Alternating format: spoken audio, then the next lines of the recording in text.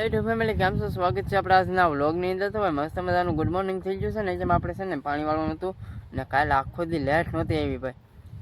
આમ તો સવારમાં વહી ગઈ છે. સવારમાં ઘડીક આપણે પાણી વાળ્યું તો આ લાઇટ વહી ગઈ. પછી ફોનમાં કાંઈ આપણા ફોનમાં ચાર્જિંગ હતું નહીં ને બાકી અત્યારે લેટ આવી છે. આગળ વહી ગઈ છે પછી આવી ગઈ છે તો અહીં ગલપ થતા છે પણ દેખાય નહીં એટલામાં ગલપ ને પાણી હાલ્યું આવે છે. અમે તો હાલ્યું આવે હતી એમ છે ને. આપણે આજ છે ને મસ્ત મજાનું ટોપિક લઈને આવ્યા છીએ વિડીયોનું કે ભાઈ આપણે કુદરતી ઓલો કયો કહેવાય પર્યાવરણ બચાવવાનું. હા, પર્યાવરણ બચાવવું હોય તો શું કરવું પડે તો આજના વ્લોગમાં એ બતાવવામાં આવશે. તો કન્ટિન્યુ છે ને વ્લોગમાં બના રહેતો કે આપણે છે ને પર્યાવરણ બચાવવું હોય ને તો શું કરવું જોઈએ. કેમ કે તમે છેલ્લા 3 થી 4 વર્ષથી જોતા આવતા હશો કે ભાઈ નેટ નવા માવઠા, નેટ નવા પવન ને નેટ નવા વરસાદને આવે છે. હવે એનું કારણ શું છે? પાછળનું કારણ તો કાંઈક હશે ને. નકર તમે વિચારતા હશો કે પહેલાં કાંઈ આવું હતું નહીં, એટલું બધું માવઠાનું કાંઈ એટલું બધું મેં તો કાંઈ સાંભળ્યું નહોતું. પણ 4 થી 5 વર્ષ પછી તો બહુ સાંભળ્યું ને વીતેલી એટલી છે. કેમ કે વાડીમાં રહી ને વાડીમાં કાંઈ એટલું બધું આપણી પાસે કાંઈ રહેવાનું મકાન હોય નહીં.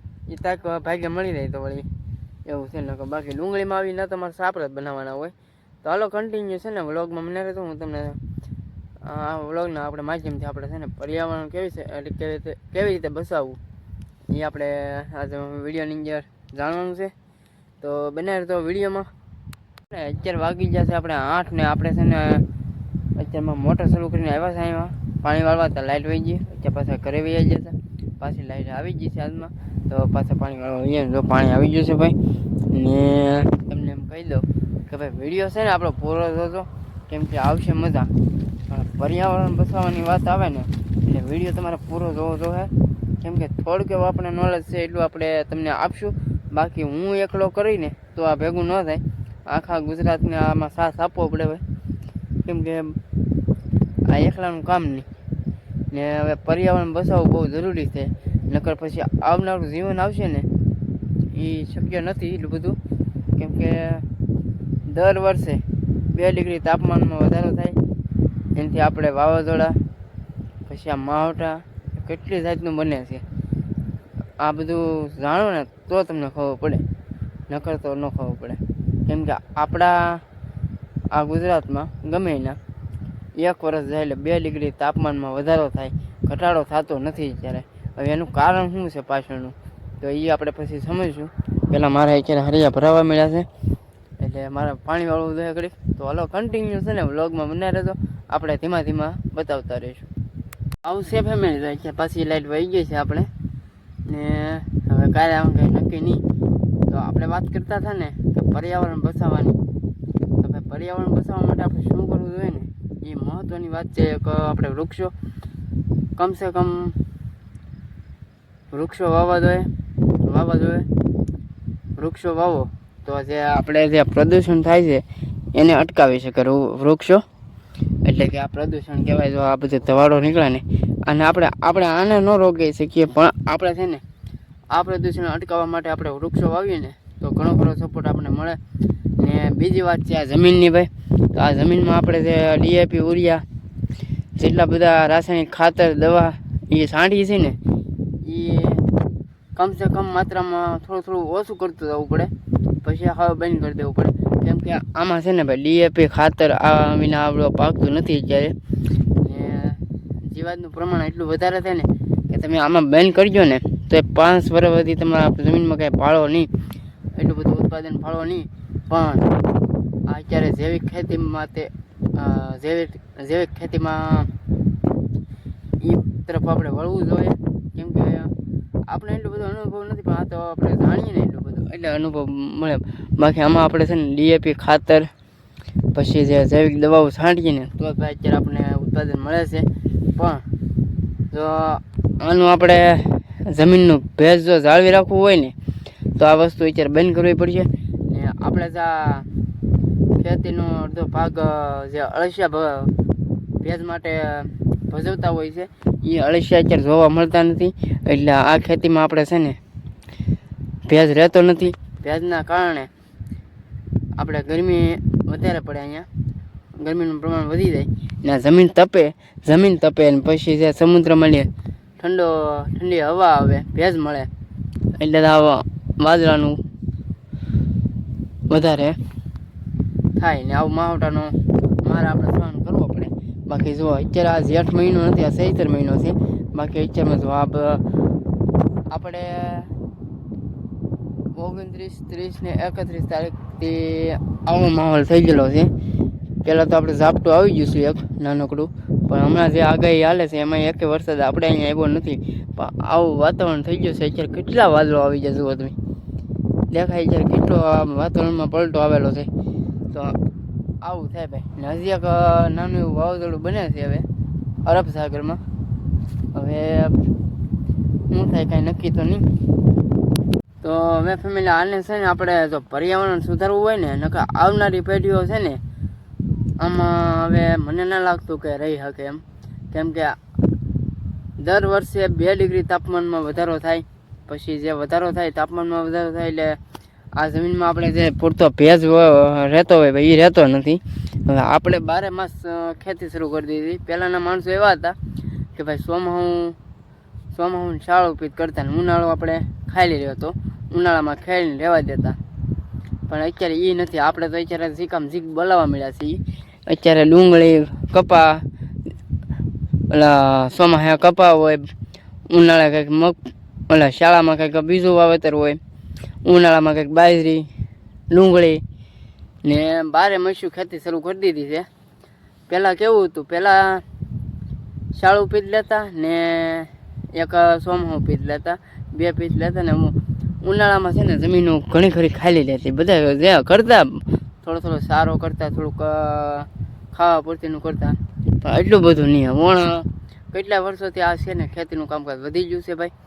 ને બાકી ભાઈ વધારવું પડે કેમ કે મોંઘવારી એટલી વધી ગઈ કે નહીં. એટલે પણ હવે છે ને આમાં કરાય શું ખબર છે, આમાં આપણે કરાય જેવી ખેતી બાજુ વળવું પડશે હવે ધીમું. નકર આવનારી પેઢી રહે નહીં. ને આમાં શું થાય કાંઈ નક્કી નહીં. હજી તો આ શરૂઆત જ છે. હાલોની ઘણી આમ શરૂઆત જ છે. હવે આપણે તો નીકળી જવાના છીએ, પણ આપણા છોકરા એની શું હાલત થવાની છે એ ખબર નથી આપ. એટલે આ જુઓ કેટલાય વર્ષોથી આપણે આ માવટાનો માર પોરે ખાધો છે ને ઓણે આપણે કેટલાય ઘણો ખાધેલો છે, ઓણે ખાઈ લીધો ને હજી એક વાવાઝોડું આવેલું આવે છે. હવે એ શું કરવાનું છે ને એ કાંઈ નક્કી નથી. પણ હજી બન્યું નથી આપણે વાવાઝોડું, એટલે બનશે એ તો 100% ગેરંટી આપેલી છે ભાઈ, 100% ગેરંટી આપેલી છે બનશે. પણ કઈ બાજુ હાલે ને એનું કાંઈ નક્કી નથી. અત્યારે આપણે પાછી લાઇટ આવી ગઈ છે એટલે વધુ કામ થઈ ગયું છે. તો હાલો હવે આપણે મોટર શરૂ કરાવી દઈએ.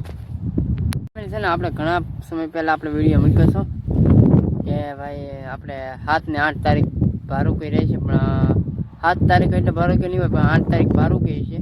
હાલો હવે આમાં કેમ મારે તમને કહેવું કે ભાઈ ભારૂકી ન કહેવાય. અને જો આ કેટલું વાદળો આવી ગયું, કાલે એટલો પવન ઉડ્યો ને તમે વાત જવા દો. એ પવનમાં છે ને અમારા ઘણા વાયરે તોડી નાખ્યા. અત્યારે લાઇટ ફોડમાં છે. બાકી એમ લાગે કે ભાઈ આ જેઠ મહિનો બેસી ગયો છે. અત્યારે વાવણીનો સમય થઈ ગયો ને હજી મને ડુંગળી ઊભી દો એવું છે ભાઈ. લાઇટ હજી આવી નથી ને ડુંગળી છે ને પાકી જાય ને તો વધારે સારું છે. નકા અમે છૂટા થઈ ભાઈ, નકા આ હવે છે ને કવરાવે છે બહુ.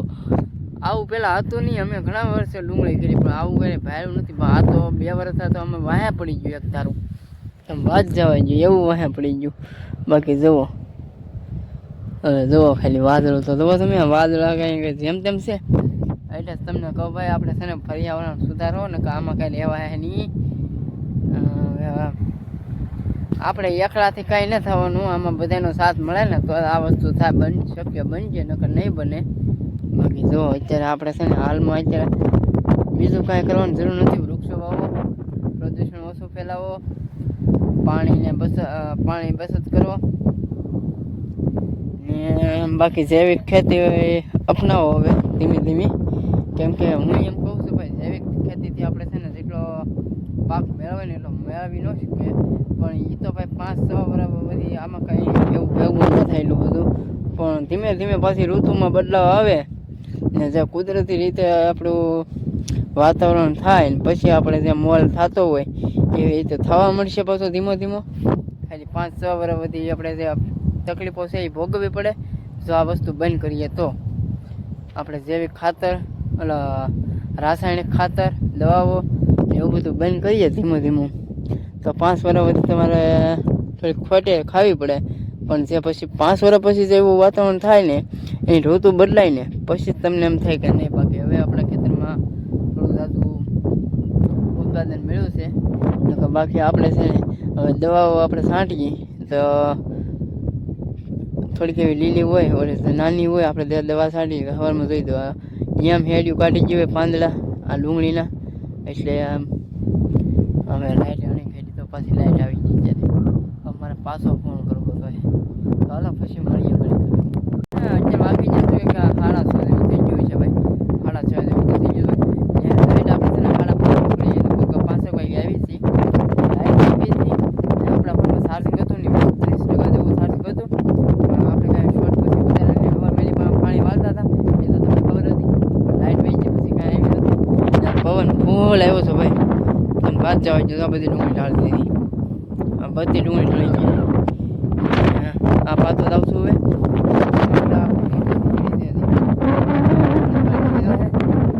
પવનનો અવાજ તો તમે થોડોક આવતો હશે હજી પવન પીડ્યો નથી બહુ કાંઈ પણ લાઈટ આપણે આવી જઈએ છીએ ને સવારમાં લાઈટ વહી ગઈ છે ઘણા ચોટા મારી ગઈ છે પણ તો હવે આજના બ્લોગમાં આપણે એટલું જ ને તો હવે પર્યાવરણ બચાવવું હોય ને તો એટલું વસ્તુ આપણે કરવું જોઈએ કન્ટિન્યુ. તો તમે લઈ દો હવે આપણે આજનો બ્લોગ અહીં પૂરો કરી દઈએ મળીએ પછી કાંઈ નવો બ્લોગ લાઈટ છે તો